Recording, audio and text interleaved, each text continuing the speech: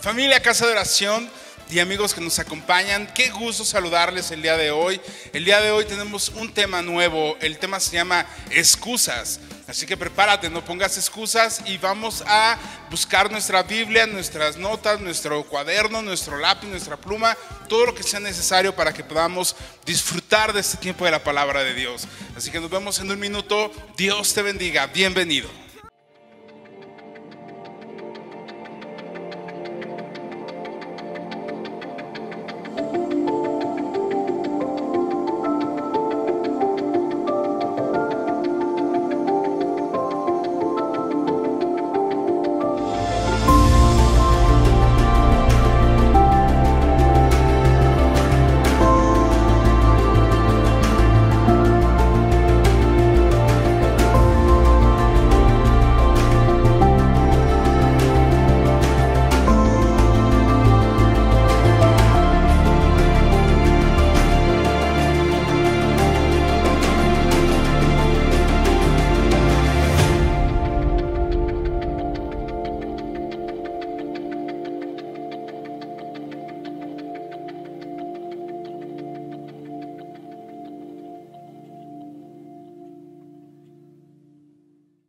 Quiero comenzar esta mañana explicando qué es una excusa. Si vamos a hablar acerca de las excusas, tenemos que entender qué son las excusas. Y las excusas son argumentos o razones que tú y yo decimos o inventamos con la finalidad de evadir o justificar una consecuencia.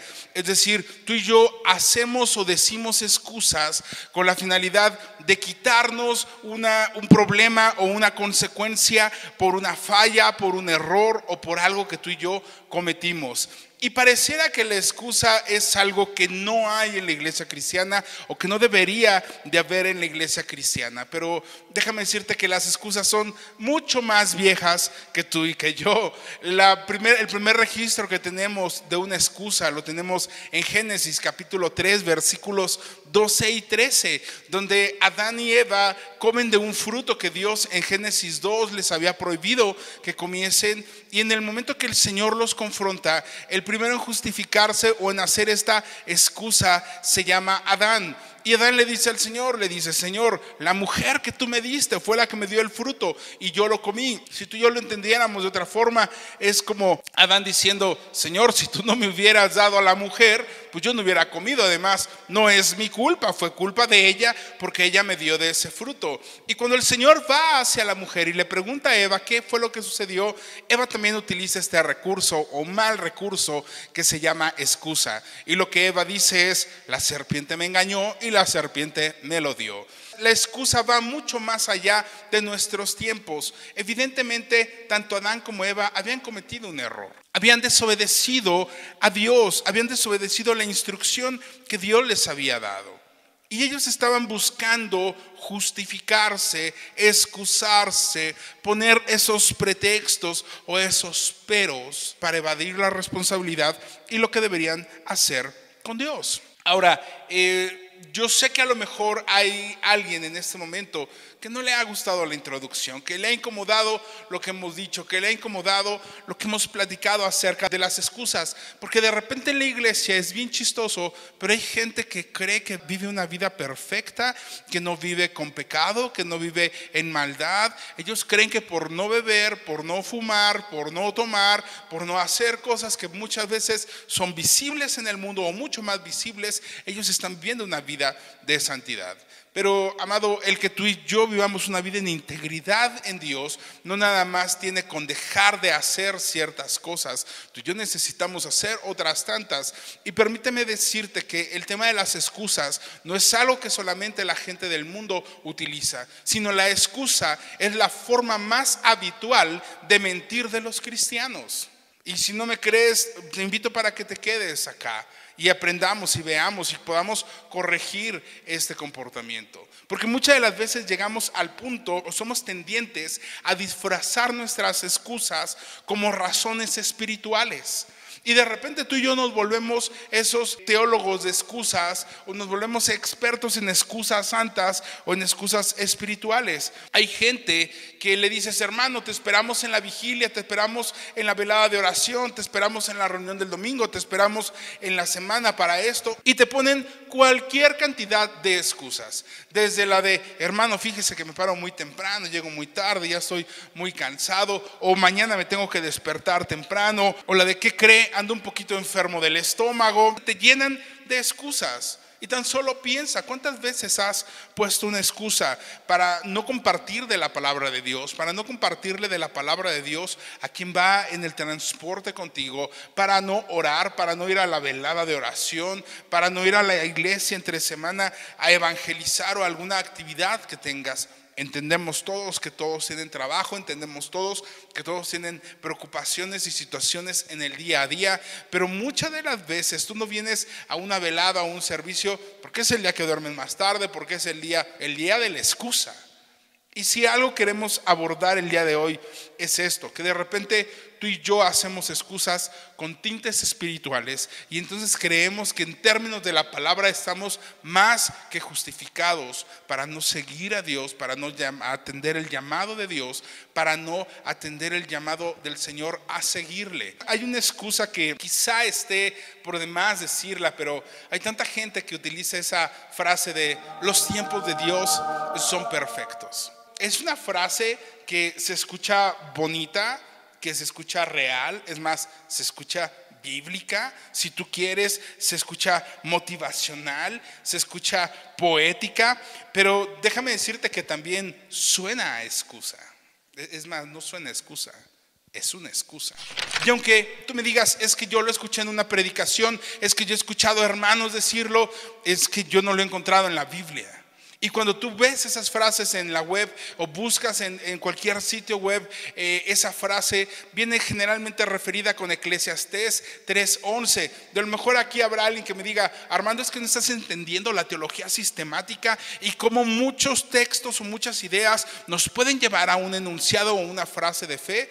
Yo te diría, Eclesiastés capítulo 3 versículo 11 dice, versión 60: todo lo hizo hermoso en su tiempo y ha puesto eternidad en el corazón de ellos, sin que alcance el hombre a entender la obra que ha hecho Dios desde el principio hasta el fin.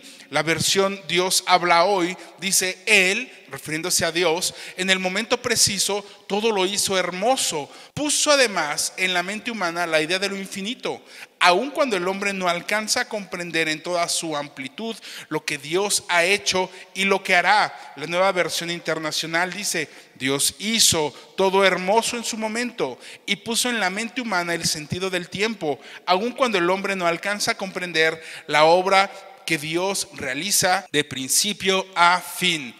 Cuando lees este texto de Eclesiastés 3:11, realmente parece más que dice, o podrías sacar mejor la frase de: las limitantes del hombre no le permite comprender la grandeza de Dios.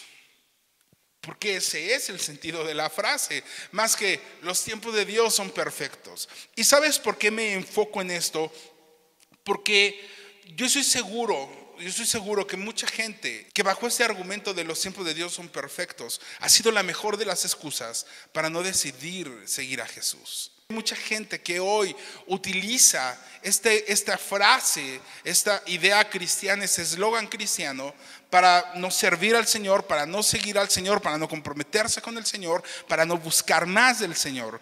Y a lo mejor habrá que me diga: Armando, estás sacando de contexto esa cita de Eclesiastés 3, porque hay muchas más citas en la Biblia que dicen y hablan acerca de los tiempos de Dios. Y estoy seguro que sí. Por ejemplo, Salmo 25:5 dice: encamíname en tu verdad, enséñame, tú eres mi Dios y Salvador, en ti pongo mi esperanza todo el día. Salmo 62 del 1 al 2 dice: solo en en Dios haya descanso mi alma, de Él viene mi salvación, solo Él es mi roca y mi salvación, Él es mi protector, jamás habré de caer. Salmos 145, 15, 16, el Señor levanta a los caídos y sostiene a los agobiados, los ojos de todos se posan en ti y a su tiempo les da su alimento. Habacuc 2, 3, pues la visión se realiza en el tiempo señalado, marcha hacia su cumplimiento y no dejará de cumplirse, aunque parezca tardar, espérala, porque sin falta vendrá. Textos evidentemente aislados, fuera de su contexto, y lo que tú y yo decíamos, todo texto fuera de contexto es solo un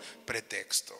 Es decir, basta como iglesia de vivir excusándonos en frases o en clichés cristianos. Es difícil y es complicado. En la Escritura encontramos muchos ejemplos de gente que se excusó. Adán, Eva, Moisés, Jeremías, Gedeón, muchos hombres de Dios se excusaron y Dios fue paciente para con ellos.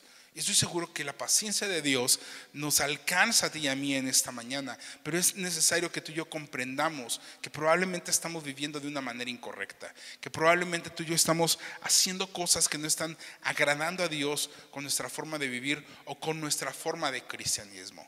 Así quiero que vayas conmigo a Lucas capítulo 14, versículos 15 al 24. Versículo 15. Oyendo esto, uno de los que estaban sentados con él a la mesa le dijo: bienaventurado el que coma pan en el reino de Dios.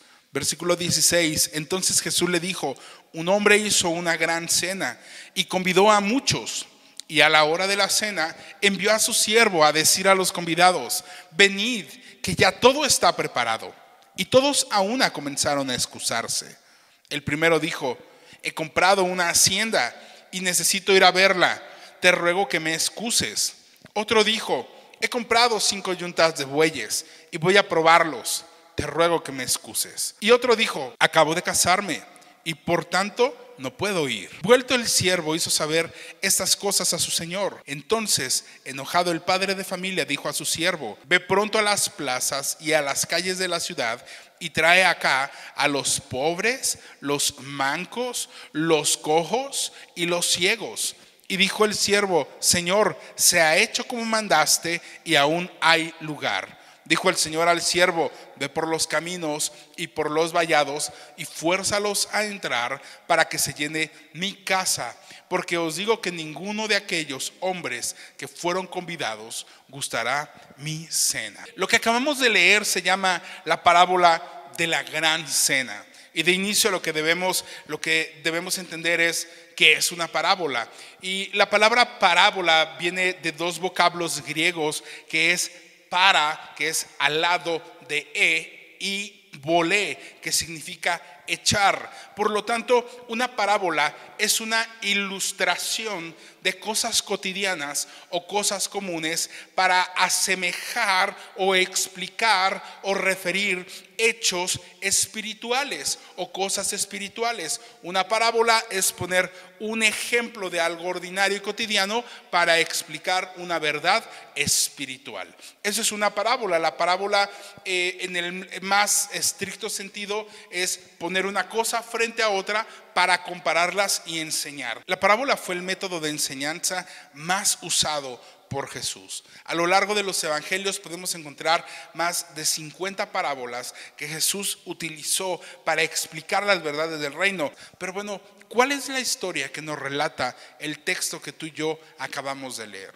Es muy sencillo.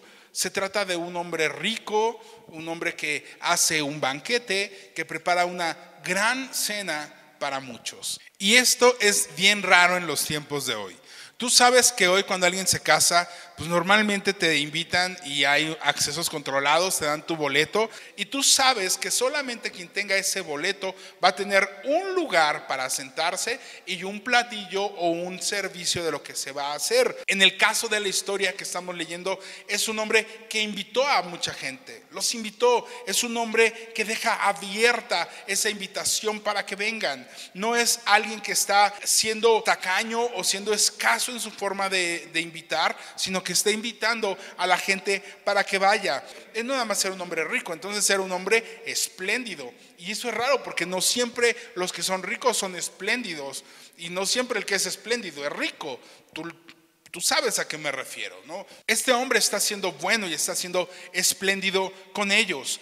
Y pasa algo bien interesante, porque a la hora que comenzará la cena, manda avisar que ya pueden venir. Es decir, toda la mañana pudieron haber estado preparando los alimentos, preparando la comida, y justo los momentos previos para que comience la reunión, para que comience la cena, para que comience el evento, manda a sus siervos para avisarles.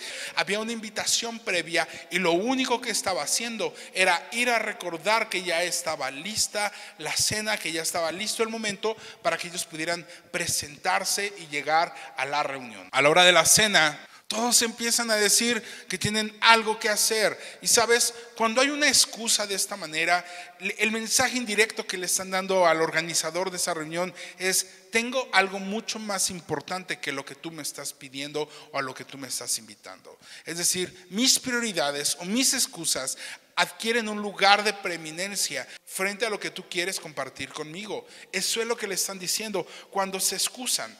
El Señor, cuando escucha esta respuesta, se enoja y le dice a su siervo: vayan a las plazas, vayan a las calles de la ciudad y traigan a todas las personas que encuentren a participar de esta cena que he preparado, porque los que fueron invitados desde un principio no podrán disfrutar de esta cena.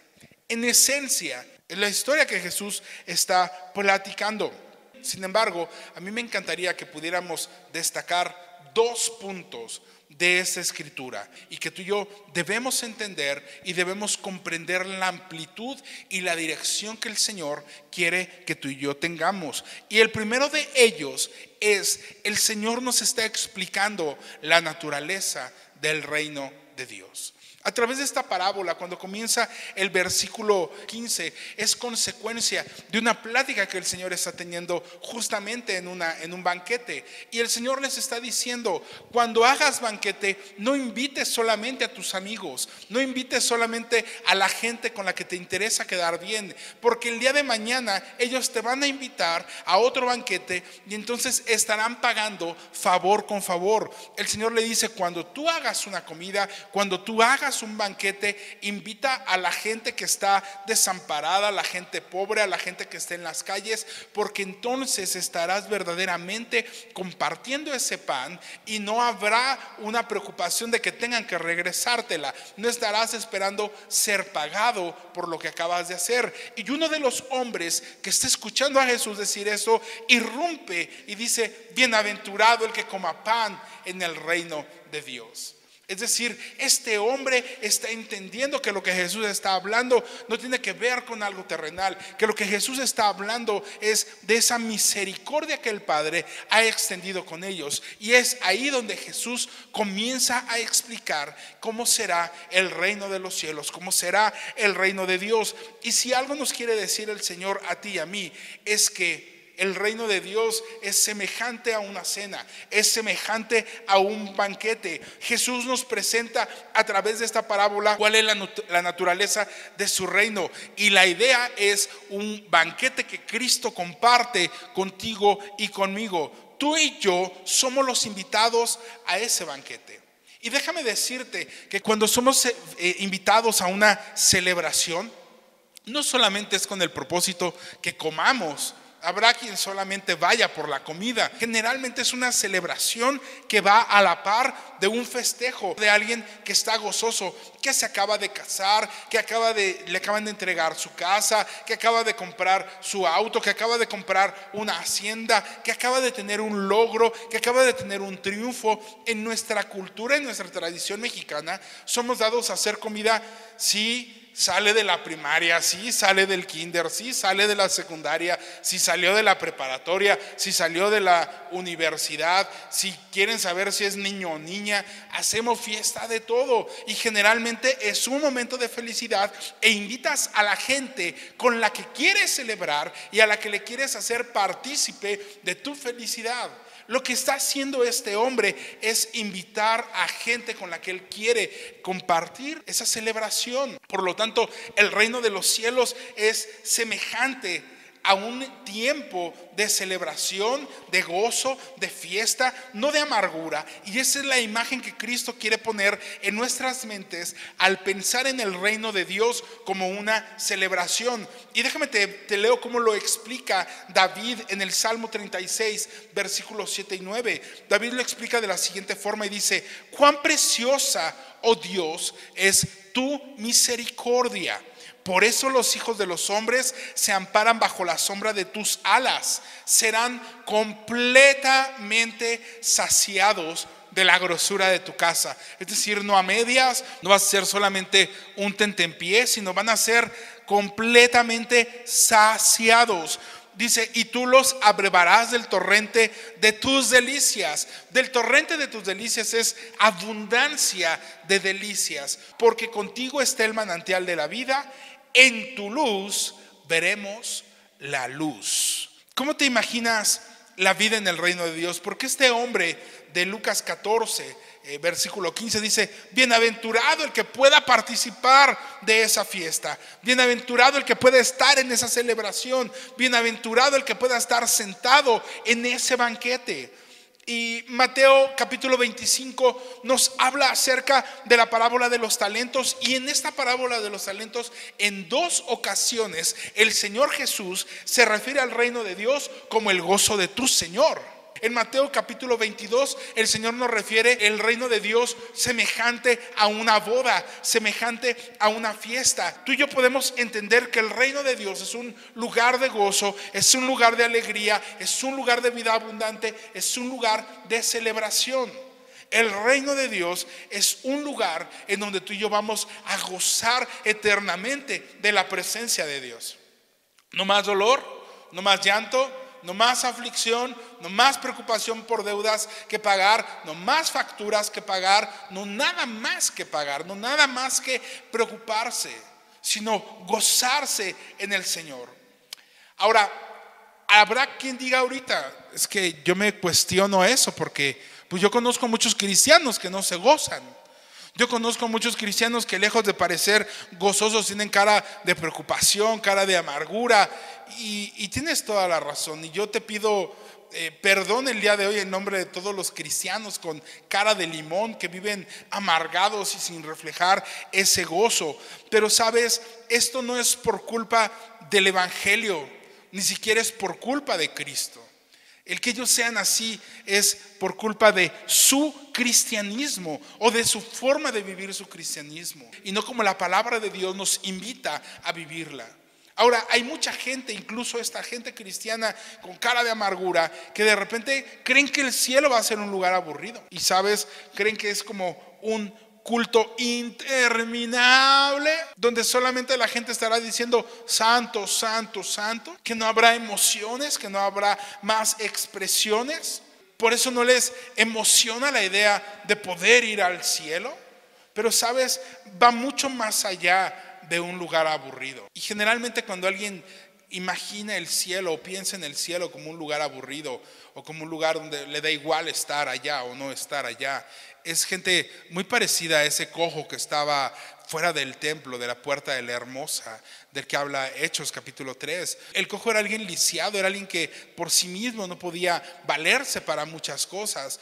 Este cojo no estaba involucrado en las cosas que sucedían en el templo, pero tampoco vivía una vida libre en el mundo. Es decir, es alguien que está parado en la puerta con un pie hacia las cosas de Dios, pero con un pie hacia las cosas del mundo también. Y de repente mucha gente en la iglesia puede estar en esa postura del cojo, puede estar viviendo un cristianismo medio de puntitas de los pies, porque medio pongo un pie en la iglesia, pero también vivo una vida como del medio mundo, porque entonces tengo un pie puesto en el mundo y un pie puesto en el cristianismo. Por eso es que tu vida puede ser una vida llena de frustración, llena de amargura, llena de afanes, llena de cargas, y puedes estar hoy pensando: ¿qué importa estar en el cielo o no estar en el cielo? Al final del día, donde quiera que estemos, seremos mejor. Y sabes, no es así, porque tú y yo somos llamados y somos invitados por el Señor para estar en ese banquete. Tú y yo hemos sido invitados por Él. Además de ser invitados y ya ser bendecidos por eso, tú y yo somos privilegiados. Cuando se habla de fiesta, está bien que quien te invita sea espléndido, pero también es un tema de privilegio. De repente no es lo mismo que tú llegues como el invitado del amigo del amigo del amigo a una fiesta, a que te invite directamente el de la fiesta. Es diferente, la perspectiva cambia, tu comodidad en la fiesta también va a cambiar, ¿sí? Tú y yo tenemos que entender que a nosotros nos está invitando el día de hoy el mismo Rey de Reyes y el mismo Señor de Señores a estar sentados en esa mesa, a estar sentados en ese banquete. Y número uno, ya vimos que el reino de los cielos se asemeja, o cuál es la identidad o la naturaleza del reino de los cielos. Pero número dos, hay algo que de repente pasa continuamente, y tú y yo lo hemos hecho, y es, hubo quien rechazó la invitación. Y a lo mejor dijeras, bueno, tiene causas justificadas. No, rechazaron la invitación de manera absurda. Al leer a primera vista la parábola que explica Jesús, pensaríamos que solamente fueron 3 personas las que se excusaron, fueron 3 personas las que no quisieron ir. Pero no, el texto dice que fueron todos los que se excusaron. No hubo uno que fuera, todos se excusaron. Que claro, el Señor Jesús solamente pone 3 ejemplos destacados o 3 ejemplos generales, pero ninguno fue. Todos se excusaron. ¿Te imaginas eso? Haber preparado algo con dedicación, con tiempo, con esmero, hacer la inversión para que a la mera hora nadie vaya. Todos se excusen con algo. Versículo 18 dice, y todos a una comenzaron a excusarse. El primero dijo, he comprado una hacienda y necesito ir a verla. Te ruego que me excuses. ¿Estás de acuerdo que lo habían invitado a cenar? No lo habían invitado a desayunar ni a comer. Lo habían invitado a cenar. Yo no sé a qué hora cenan ustedes, pero normalmente la cena es por la noche. Normalmente la cena es cuando el sol cae, cuando ya está oscurecido, cuando ya a lo mejor estamos previos algunas horas para dormir. Y la pregunta es, ¿a qué vas al campo en la noche? No es como que estés en el año 2020 y tengas iluminación y tengas mucha luz en el campo. ¿A qué vas al campo en la noche? Está oscuro, no hay luz, no vas a poder distinguir, no vas a poder ver nada. Ahora, el tema es, ¿vas a ver una hacienda en la noche cuando no hay luz? Cuando tuviste tiempo para poderla ver antes de comprarla. Además, ¿quién compra una hacienda sin haberla visto en el día, sin apreciar los daños en la estructura, los daños en el terreno, los problemas que pudo haber tenido? ¿Sí? No tiene sentido. Es completamente absurda la excusa que pone esta persona. Otro dijo, he comprado 5 yuntas de bueyes y voy a probarlos. Te ruego que ¿qué? Te ruego que me excuses. A probar las yuntas de bueyes. Compró yuntas de bueyes sin probarlos. Compró yuntas de bueyes sin ver lo que estaba haciendo. ¿Qué no revisaste antes los bueyes antes de comprarlos, las yuntas antes de comprarlas? Ahora, es una cena, es en la noche. No se hará en la noche, no hay luz, no hay visibilidad. Normalmente cuando tú llevas la yunta, la llevas en el día, en la mañana y en el día. Pero en la noche incluso los animales tienen que descansar. Por la noche no trabajan las yuntas. Versículo 20. Y otro dijo, acabo de casarme y por tanto no puedo ir. Ok, acabas de casarte, lo entendemos. La invitación es para que vengas a cenar, es un banquete. No se te está llamando a la guerra, no se te está llamando para que vayas a pelear por un ejército, por una nación. Se te está invitando a cenar. Y creo que no hay una excusa para que no puedas llevar a tu nueva esposa, a tu amada, a la cena y puedan disfrutar juntos en pareja esa cena. Indiscutiblemente Cristo nos está presentando la ridiculez de las excusas de los hombres. Y sabes, muchas de las veces nuestras excusas para seguirle o para servirle son tan absurdas como las excusas que estos hombres acaban de presentar. Es lo mismo que pasa el día de hoy contigo y conmigo. Es lo mismo que pasa en la congregación. Es lo mismo que pasa contigo, amigo, que nos escuchas en esta mañana. Nos llenamos de excusas. Quiero ser muy claro con esto, porque de repente cuando a ti se te habla de Cristo, se te dice que el Señor te ama y que es día para que le sigas o momento para que le sigas, de repente lo que decimos es, uy, no, para ser como ese cristiano, no, ¿para qué? Todos son bien hipócritas. Y bueno, yo te diría, yo creo que no todos somos hipócritas o no todos son hipócritas, porque creo que no los conoces tampoco a todos. Pero vamos a suponer que tu frase es real. Vamos a suponer que efectivamente, como tú dices, todos los cristianos somos unos hipócritas. Bueno, yo te diría, Cristo no fue hipócrita. El hecho de que los demás sean hipócritas no debería de distraerte de la vista en Cristo Jesús. En el mismo sentido que todos los cristianos somos hipócritas, eso no elimina tu condición de pecador y lo alejado que estás de Dios. Es decir, no hay una excusa para que yo no pueda creer o acercarme o llegarme al Señor. El pecado te aleja de Dios. Y aun cuando los demás sean hipócritas, sigues alejado de Dios. Y necesitas acercarte al Señor, ¿sí? Algún día tú y yo vamos a rendir cuentas delante del Señor. Hay gente que dice, es que si me acerco a Cristo o me entrego a Cristo o sigo a Cristo, mis amigos se van a alejar de mí. Tú sabes que si son verdaderamente tus amigos, ellos seguirán amándote, seguirán aceptándote y seguirán respetándote, aun cuando tú tomes la decisión de seguir a Cristo. Es que son excusas, ¿sí? Hay gente que de repente dice, es que creo que aún no es mi tiempo. Olvídate de que si los tiempos de Dios son perfectos o no. Hay gente que dice, es que de verdad siento que todavía no es mi tiempo. De verdad creo que todavía no es mi tiempo. Un pastor en alguna ocasión decía, de repente es la excusa de la mayoría de los seres humanos. Señor, pues dame chance nada más de terminar una carrera y de verdad ahora sí te voy a seguir y me voy a rendir y me voy a entregar completamente a ti. Y cuando el Señor llega a tu vida después de que has terminado la carrera, le dice, Señor, aguántame tantito porque pues tantos años estudiando, necesito buscar un buen trabajo, necesito estabilizarme económicamente porque pues no gano nada ahorita, no tengo experiencia, pero déjale, invierto estos años para obtener experiencia en mi trabajo y después me dedico a servirte a ti.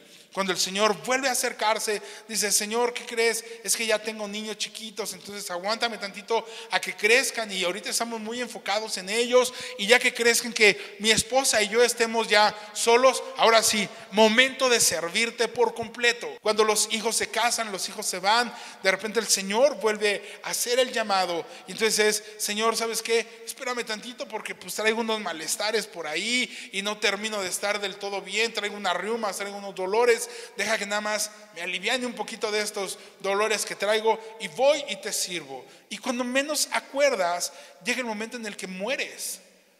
Y siempre hubo una excusa tras otra excusa tras otra excusa para no seguir al Señor y para no dedicarte a ir al Señor. Y sabes, el decir, Señor, creo que no es mi tiempo, mañana o pasado mañana lo haré, creo que es válido. Pero sabes, te estás engañando. Porque tú y yo no sabemos si mañana estemos o si mañana tengamos la oportunidad para estar aquí. Y sabes, mientras eso no suceda, tú y yo seguimos llenándonos de excusas. Tú y yo seguimos poniendo excusas tras excusas, excusas tras excusas. Y no estamos viviendo de la manera correcta frente al Señor.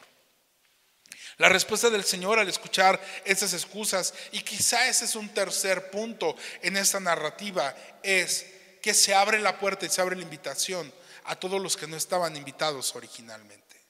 Y el Señor es muy, muy especial en la indicación y dice, sal por las plazas, sal por las calles y trae acá a los pobres, trae acá a los mancos, la palabra manco es lisiado, a los cojos y a los ciegos. El Señor está dejando de ver a aquellos invitados especiales a los que Él se había dirigido y hoy está abriendo la puerta y abriendo la oportunidad para abrir la invitación a la gente que no tenía posibilidad de estar sentada en esa mesa. Hoy es la gente que va a ocupar esos lugares. Y a lo mejor me dirás, uy, yo no soy ciego, ni cojo, ni manco, ni pobre. Amado, esas características que el Señor hace nos describe a ti y a mí en nuestra condición de pecado. Nos describe a ti y a mí en nuestra condición menesterosa. Tú y yo estábamos extraviados, tú y yo estábamos perdidos, tú y yo estábamos lisiados espiritualmente, mancos espiritualmente, vivíamos en escasez espiritual. Y el Señor hoy nos invita a venir. Y hay una parte interesante porque dice, oye, y fuérzalos a entrar. Y fuérzalos a entrar. Y a lo mejor dirás, uy, pues estaban obligados a entrar. El Señor dice, fuérzalos a entrar, que se llene mi casa. El anhelo del Señor es que tú y yo podamos estar en su presencia, que tú y yo podamos disfrutar de ese tiempo de bendición, que tú y yo podamos compartir ese tiempo con el Señor. Y el Señor se va a hacer de tantos medios y de tantas formas para que esto suceda. El Señor ha hablado en nuestras vidas, el Señor sigue hablando, el Señor el día de hoy está hablando a tu vida.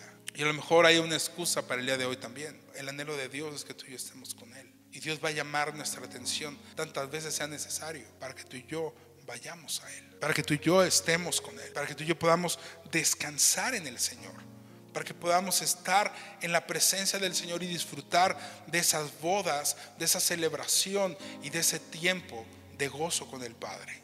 Quiero aclarar algo y tengo que ser muy preciso con ello. Una cosa es el llamado a seguirle y otra cosa es la comisión que Dios te da para realizar. No es que tú tengas dudas hoy y digas, voy a dejar de poner excusas y yo hoy mismo agarro mi camión para irme de evangelista o de misionero o a cualquier otro lugar a hacer cosas. No, hoy te estoy diciendo, deja de poner excusas y atrévete a seguirle. Porque el Señor a todo lo que se encontraba le dijo, ven, sígueme, ven, sígueme. No le dijo, ven y vete de una vez de misionero. Todos le siguieron, todos estuvieron, y en su momento el Señor les dio una comisión. En su momento el Señor los comisionó. Yo lo que yo te estoy diciendo es, sigue al Señor, entrégate al Señor, ríndete al Señor, empieza a buscar del Señor, empieza a ser útil, empieza a quitarte excusas, empieza a ponerte a disposición del Señor, porque Él va a ir preparando tu corazón y va a ir preparando tu vida para entonces comisionarte y enviarte al propósito que el Señor tiene contigo. Quizás sea la predicación, quizás sea la alabanza, quizás sea el evangelismo, quizás sea el ser misionero, pero empieza el día de hoy a decidirte a seguir al Señor. Hubo un hombre que se acercó al Señor y le dijo, sígueme. Y le dijo, Señor, déjame ir a enterrar a mis padres, y una vez que los entierre, pues regreso contigo. Y el Señor le dijo, deja que los muertos entierren a sus muertos. Y el joven le pudo más su situación de casa y sus pretextos y se fue y no le siguió. Y cuando vas a la palabra, en la palabra no encuentras buenos propósitos felicitados. Y tú puedes tener buenas intenciones y buenas ideas, pero mientras tú no te decidas a servirle al Señor, no va a pasar nada en tu vida. Tu vida seguirá siendo la misma y seguirá siendo una vida estancada en excusas. Porque ¿sabes qué pasa? Con las excusas lo único que hacemos es no reconocer nuestra culpabilidad. Excusarnos es justificar lo que estamos haciendo y nos permeamos, nos hacemos una coraza para ser siempre personas que no estamos dando la cara y corrigiendo lo que estamos haciendo mal. En la parábola de los talentos, el Señor no le dice, bien pensado, siervo fiel, en lo poco pensaste bien, en lo mucho te pondré. No, habla acerca de quien hace, quien se decide, quien actúa. Le dice, bien hecho, siervo fiel, en lo poco fuiste fiel, en lo mucho te pondré. Amado, tú y yo tenemos que dejar de vivir de excusas. Tú y yo tenemos que dejar las excusas atrás. Tú y yo tenemos que empezar a tomar determinaciones. Hay cosas el día de hoy que has ido postergando. Hay cosas el día de hoy que has ido aplazando. Deja de aplazar, deja de postergar. Ríndete al Señor. Deja de pelear con Dios. Deja de excusarte con Dios. Atrévete a seguirle. Atrévete a decirle, sí, Señor, no más excusas. Y deja que el Señor sea quien capacite tu vida y te prepare para lo porvenir. ¿Por qué no oramos? Señor, te damos gracias en el nombre de Jesús por tu amor y tu misericordia.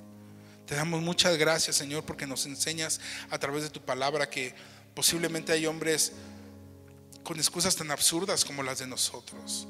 Pero aún en tu misericordia, Señor, hoy nos hablas para corregir nuestra actitud y para corregir nuestra manera de vivir. Enséñanos, papá, a ser realmente hombres y mujeres que podamos vivir bajo tu dirección, vivir en tu voluntad y que no haya más excusas en nuestra vida. Enséñanos, por favor, papá, a ser hombres y mujeres valientes, decididos y determinados a tomar, Señor, tu voluntad y poner nuestras manos en el arado y no volver atrás.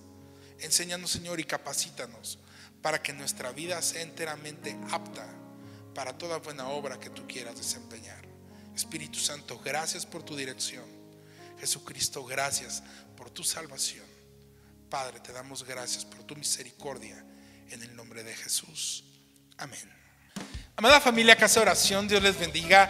Nos da un gusto enorme poderles saludar. Recuerde que el día de hoy, domingo 11 de octubre, comenzamos reuniones en la congregación. Estamos invitándoles para que vengan y nos mantengamos con los cuidados sanitarios que las autoridades nos están pidiendo. Dios les bendiga, Dios bendiga su vida, Dios siga bendiciéndole y le esperamos. Nos dará mucho gusto saludarlo y verlo por acá. Bendiciones a todos.